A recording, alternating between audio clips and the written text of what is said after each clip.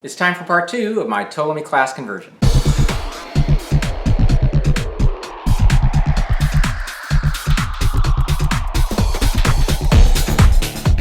Well, welcome back everybody, and this is now the completion of my Ptolemy class conversion I've been working on. So we're going to kick off the video now with completing the nacelles. I have a little bit more work to do on those. We're going to wire everything into a stand, and speaking of wiring, we're going to hook up some of those lights to the special effects circuit board from HLI, or Hobby Link International. And just a quick word about HLI, they now have a few other boards available on their website. They've got one for the Klingon Bird of Prey. This is now in addition to the one I'll be using here today, but they've got one for the Klingon Bird of Prey, another one that provides engine effects for Millennium Falcon models, and they've got another one they've just recently introduced. This is for a rare kit. It's the Batwing from the Michael Keaton Batman movies. This is the old AMT model kit. It is kind of hard to come by, but if you happen to have that kit, this board will really make it look nice, so check it out on their website. And a big thank you to Kenny and HLI for pursuing this, because this is providing some really nice alternatives for us at reasonable prices, as well as just the ease of hooking everything into the circuit board to achieve these effects. So thanks, Kenny. All right, guys, let's go ahead and get started with our build. All right, so just bear with me if you hear some background noise because the garage door is open. It's just too hot in here to keep it closed. So we're going to proceed now with finishing up the construction of the nacelles. So the first thing I'd like to do is to complete the Bussard collectors. So this, of course, is the other piece of the Bussard collectors. It's going to slide on top the ones we already have glued on. And one of the things that video suggests, that I left a link to, is to snip off this little piece right here in order to slide it on properly. So I'm going to go ahead and get rid of that, and it's important to get rid of it in this case as well, because it's not just supposed to slide into this opening here, which we had to have covered because we've inverted the nacelles. So let's go ahead and snip this off, and we'll go ahead and proceed with painting everything.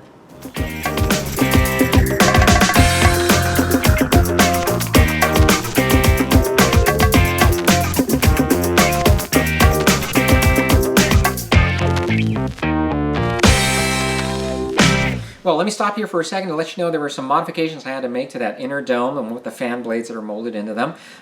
It is a tight fit when you slide the outer dome onto that inner dome there, and I went over to the extra model kit I have of this just to confirm, and sure enough, it's pretty tight. And what made this more complicated was the fact that I painted this thick Tamiya yellow paint on the outside of that dome, and it would have been better to paint the inside.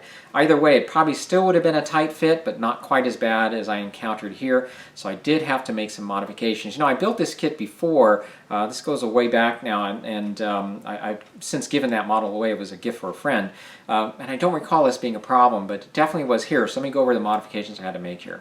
So the first thing I did was to take my X-Acto knife to carve down the fan blades there to allow room for the Bussard to slide on. To help out with this, I also took my Dremel and thinned out the ring along the base of the Bussard collector, being careful not to rub it up against the collector itself or the dome. And those two things allowed me to slide the Bussard collector onto the nacelle. Now there is a gap there, which I'll talk about in a second, but the other thing that I discovered doing a light test is I didn't give much thought to the fact that this Bussard collector is clear, and so the light shined right through the clear piece there, through the paint that I had applied onto that bottom ring there. So I had to remask the dome, and what I did was I applied a primer, then some black, and then the base color again. And when doing a second light test, it worked out really well. Now, going back to that gap, even though I trimmed down a lot of those fan blades there still is a gap between the Bussard collector and the tip of the nacelle. And that was remedied by the Vallejo plastic putty. Again, coming in handy here, just applying some along that gap and wiping away the Q-tip. So if you're not going to light the kit, you could simply leave this inner dome out and just frost over the outer Bussard collector. It'd make things a lot simpler. As I said, I tested it in the other kit that I have with the pieces just being completely clear, and it is definitely a tight fit. Here's a picture of the previous build. I did include that dome. I painted them red in this case, and again, I just don't recall it being a major problem, but I still thought that it looked like a cool effect even without the lights. So just something to think about for you. All right, let's go ahead and move on.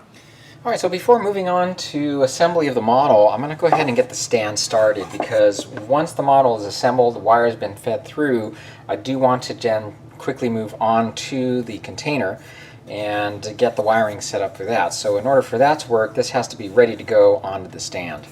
So I've been asked in previous videos to give a little more detail on making a stand. I figured this would be a good chance to do this, and so let's go ahead and get started. First with the base. Now the base I got from Michael's, and that's typically where I go. I'll either go to Michael's, a Container Store, a dollar store. You can find all kinds of different things that you can use as a base. This happened to be in their discount aisle for about $5, and this is what it looked like prior to covering with that styrene plastic that I have on it now. Just some little crafty piece. And so what I did was I just took styrene plastic to cover over that. I think that would be easier. Use two-part epoxy to attach this on here.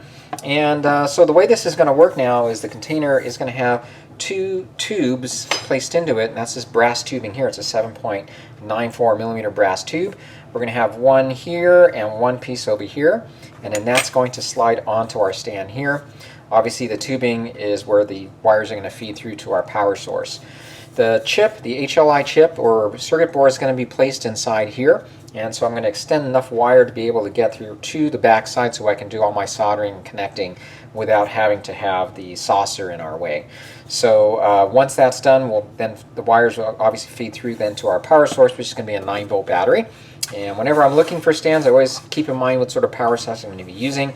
In this case, it's a 9-volt to be mounted about right here. And to mount our battery, I always like using these little connections here. This goes to this sort of wire covering that you can put over wires in your house. This is called a coupling piece, and it's perfect to hold a 9-volt battery in place.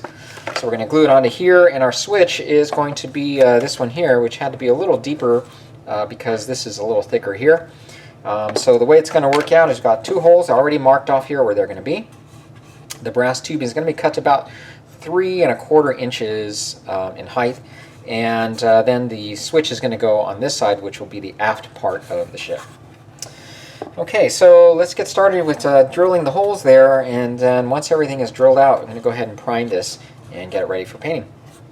Alright, so here we now have the stand painted up, and I didn't bother recording painting this and drilling the holes because that was very straightforward. Now I'm going to show you this quick video clip here. At first was going to go with just a black stand, but this video clip I recorded just to show you how everything was going to piece together. But I decided to add a couple of touches here. One was to add a star field onto the base here. I thought that would make it look interesting. This was simple to do. I just took some white paint, watered it down a little bit, and just with my finger used a brush to flick the paint onto this, and it created this random pattern. And I then took just dots of red and blue, just added dots of red and blue to the star field as well. The sides, I decided to go with this red color as an homage to the original series, since this model is from the original series era. And as you know, the console, the main navigation console on the bridge is that red and black paint scheme, which I thought would look nice with our stand here. And we've got the container all done here. It's painted with the base color now, and the tubes are secured into place with that two-part epoxy. And I decided to paint the areas that are going to be exposed here with our display with Tamiya's metallic black. Alright, so I'm going to go ahead and set this aside now and move back to the model.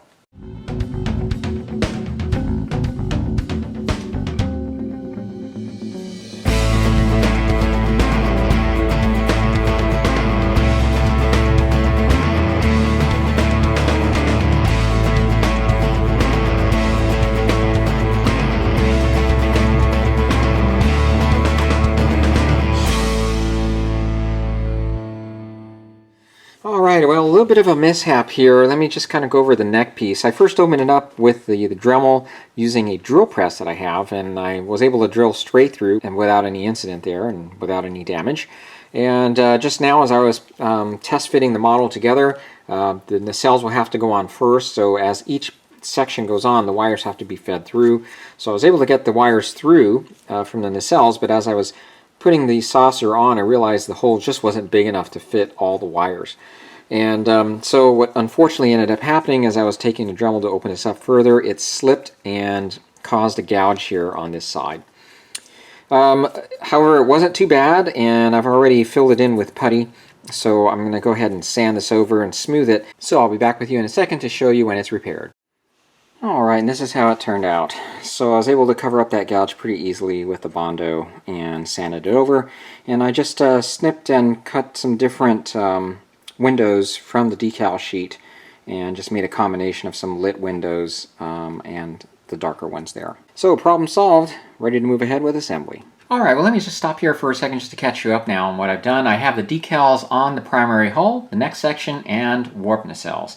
And I did dispense with my tradition of adding on the ship's name last, simply because of the way this model has to piece together. The neck piece has been glued to the toe pad, and to place this into position, I used a small drop of super glue at the front, but then applied a two-part epoxy glue or adhesive for most of it towards the back. The super glue allowed for quick placement, while the two-part epoxy adhesive provided some extra strong hold. I felt this was necessary because this piece doesn't have a lot of surface area to it, and some of that surface area had to be eliminated because of the hole for the wires. And since this has to hold up the primary hull, I felt adding this two-part epoxy was good for extra measure. The container is now painted, the decals have been added, and the two mega-sized SMDs that will be hooked up to the strobe effect are now in place. Everything has been tested, including the effect, and it's gonna be great. And no doubt you can also see that I added some paneling onto the container, and this was done using strips of masking tape along with my Renegade airbrush to lightly apply a slightly darker shade of gray in random patterns. It was easy to do, and I think it turned out well. I'll go into more detail as to why I decided on doing this shortly in the final reveal. Now the conversion did come with the decals for the container as well as for the ship itself, and it did include extra numbers for you to customize the container. And I'm choosing 0619 because it's my son's birthday. I exposed my kids to Trek from the time they were little. My daughter didn't care much for it, but my son grew to love it, and he even tells me that his career choice in science was partly inspired by Trek. So I figured this was a great time to give him a little nod here. Okay, well I thought I'd take a minute just to go over this diagram here that I've drawn out for you guys, just to show you how the lights will be laid out into the model here. So essentially you've got two sets of lights. You've got ones that are steady and ones that are going to be hooked up to our effects board. And in order to have control over both of these, we have to have two switches. I thought I could do it with one, but actually you can't. If you were to have just one switch, what would happen is you'd end up having control over these, and these would just stay on as long as the power source was hooked up. So obviously we want control over both of them, so we have two switches here. Now the effects board will be controlling, of course, the running lights and the strobe. So we've got 4 lights total that we hooked up to that board. We've got N and S that are designated here for the connections for the negative leads that will be feeding into each of these respectively. So the nav ones will be fitting into the N while the strobes into the S, and then all the positive leads will be merged into one connection as they move out from the switch to the battery. We've got this one connection here designated as V that will connect directly to our switch, and the other one for ground, which will connect it to our battery. And then of course the switch, as we turn it on and off, will control all of this. Switch number 2 is going to be controlling the steady lights, and so we'll have the positive leads all connected into the switch there, while the negatives will be connected out to our battery. And then of course these two will feed out from the switches to connect into the positive side of the battery.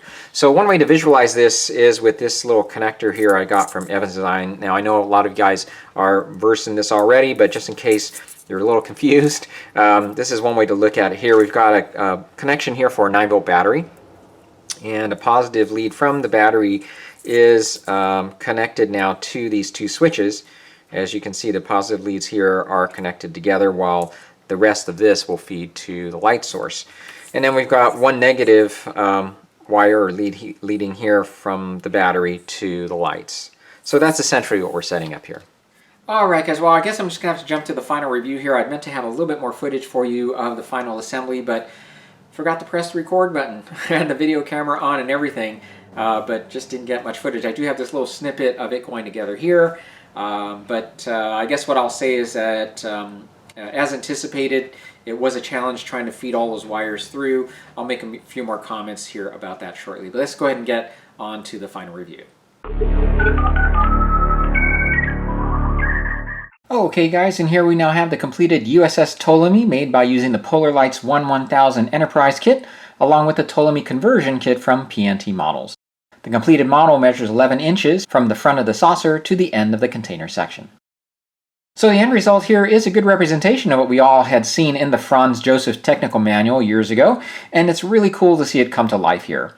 The conversion kit comes with all of the parts you need, and uses the primary hull, the main sensor dish, and the nacelles and struts to create the ship. I chose a light gray as a base color, which was a mix I came up with using 85% white and 15% sky gray from Tamiya.